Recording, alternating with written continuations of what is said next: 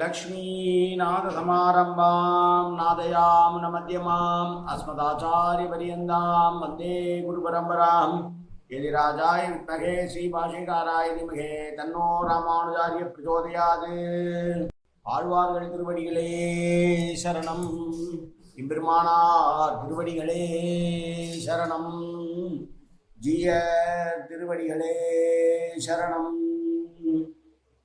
யோ நித்யமச்சுதபதாம்புஜ யுக்மருக்ம व्यामोगतस्नदितरानतृणाय मेने अस्मद्गुरोर्भगवतोऽस्य दयैकसिन्धो रामानुजस्य शरणं शरणं प्रपद्ये.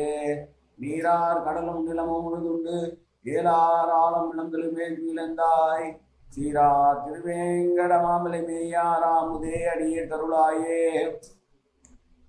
இல்லாமல்ல ஏழுமலையான் பெருங்கருணையால் 4000 திவ்ய பிரபந்த பாசுர பதிவேற்றங்களின் வரிசையில் இன்றைக்கு 2777வது நாள் பாசுர பதிவேற்றம். நம்மாழ்வாருடைய பெரிய திருவந்தாதியினுடைய 31வது பாசுரம், அதாவது 4ஆம் திருமனுடைய முதல் பாசுரம். ராமானுஜர் அருடைய தனியன் முந்துற்ற நெஞ்சே முடியேற்றி முயற்சி தரித்துரைத்து வந்தித்து வாயார வாழ்த்தியே சந்தம் குடு கூறும் சோலை சூழ் மொய் பூம் பொரு நல்புருகூரன் மாறன் பேர் கூறு. 31வது பெரிய திருவந்தாதி பாசுரம்.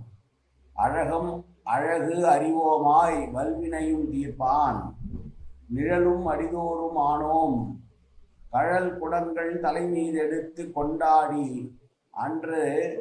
அன்ற தடங்கடலை மேயார் தமக்கு.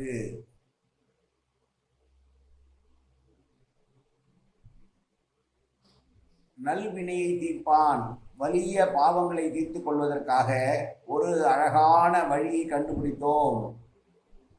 குடக்கூத்தாடினான் அல்லவா? குடங்களை தலையின் மேல் எடுத்து வைத்துக் கொண்டு ஆகாசத்திலே சுழன்று வரும்படி கூத்தாடினது. எப்போ? கிருஷ்ணனா இருக்கும்போது. அக்குடத்தில் ஆடினானுடைய முற்காலத்திலே அக்குடக்கூத்தானுடைய தீர்வதற்காக அந்த பெரிய திருப்பார்கடலையே போய் சேர்ந்த பெருமானுக்கு பாத நிழலாகவும் பாதரேகையாகவும் உடன்பட்டு இருப்போம். வல்வினையை தீர்ப்பதற்கு இதுவே நல்ல உபாயம் என்று சொல்கிறார். பெருமாள் பாதத்திலே பாத நிழலையே கொண்டு விட்டால் போதும், நாம் நம்முடைய பழைய வினைகள் என்று சொல்லி வினைகளை தீர்த்து விடுவான் என்று சொல்றார். அழகு அறிவோமாய் வல்வினையை தீர்ப்பான், அழகு அறிவோமாய் குடங்கள் தலைமீது எடுத்து கொண்டு சுழலாடி அன்று அத்தடங்கடலை மேயா தமக்கு நிழலும் அடிதாரும் ஆனோம் என்று சொல்லுவது கீழ்ப்பாட்டிலே வல்வினையார் தம்மீண்டெடுப்பதன்றோ அழகு என்று பாவங்களை எல்லாம் துரத்தி தள்ளுபடியானார். நெடுநாளாக பாவங்களின் கீழே அழுக்கொண்டிருந்த எனக்கு இப்படிப்பட்ட சக்தி எங்கேருந்து வந்தது என்று யாராவது கேட்கக்கூடும். அவர்களுக்கு சமாதானம் சொல்லும்படி இந்த பாட்டை அருள் செய்திருக்கிறார். வல்வினைகளை துரத்தி தள்ளுவதற்கு அழகான ஒரு உபாயம் அறிந்தோம். அது என்னெனில், எம்பெருமானுக்கு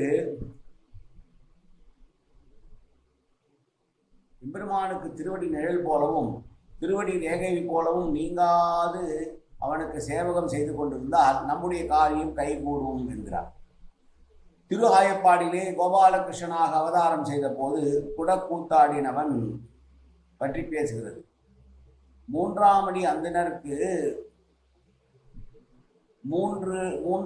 அந்தனருக்கு செல்வம் மிஞ்சினால் யாகம் செய்வது போல இடையருக்கு செல்வம் மிகுந்தால் அதனால் உண்டாகும் செருக்கின் காரணமாக குடக்கூத்தாடுவார்களாம்.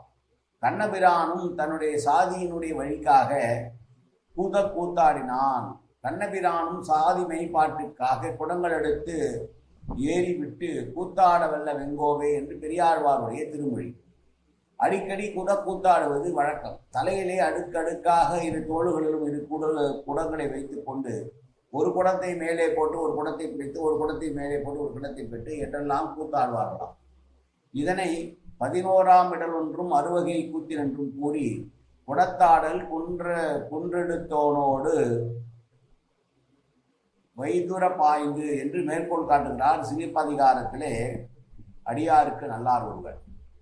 ஏஷ நாராயணா ஸ்ரீமான் ஷீரனார்வகிரேதே நாக பிரயங்க முதஸ்ய அயோதோ மதுராம்புரியும் என்று திருப்பார்கடலில் நின்று எழுந்தருளி ஸ்ரீ கிருஷ்ணனாய் திருஅவதாரம் செய்து குடக்கூத்தாடி அந்த ஆட்டத்தினால் உண்டான விழாய் தீர வேண்டும் என்று கிளைப்பு தீர வேண்டும் என்று திருப்பார்கடலிலே போய் சேர்ந்து சயனித்து இளைப்பாறுகிற பெருமானுக்கு நிழலும் அடிதாரோனோம் என்றார்.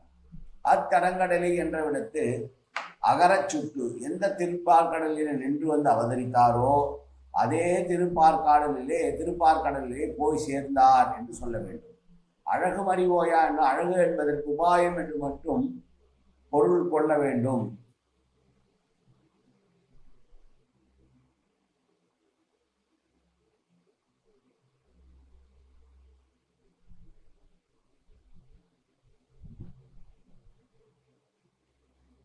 வல்வினை தீர்ப்பான் என்ற ஒரு பாடம் உண்டு.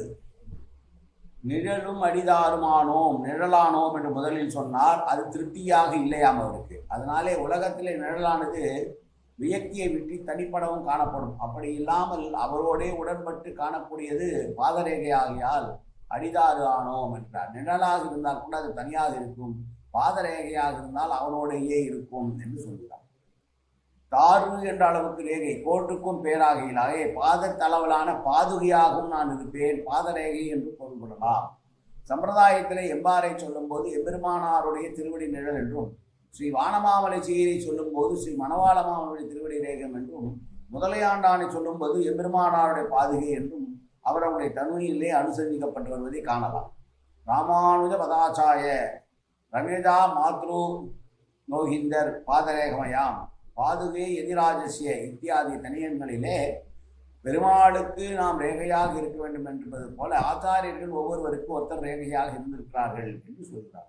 3ஆம் அடியிலும் 4ஆம் அடியிலும் குடங்கடலை தடங்கடலை என்பது கமகத்துக்காக அமைந்திருக்கிறது என்று சொல்வார்கள். ஆக நான் ஒரு வழிகண்டு கொண்டேன். என்னுடைய பாவங்கள் எல்லாம் எப்படி போகும் என்றால் பெருமாளுடைய பாத சேவடியிலேயே இருந்து அவனுக்கு பாதகையும் பண்ணி கொண்டிருந்தாலே போதும், அவனுடைய பாதத்தின் ஒரு ரேகையாக மாற வேண்டும் என்று சொன்ன பாடல் இந்த பாடல்.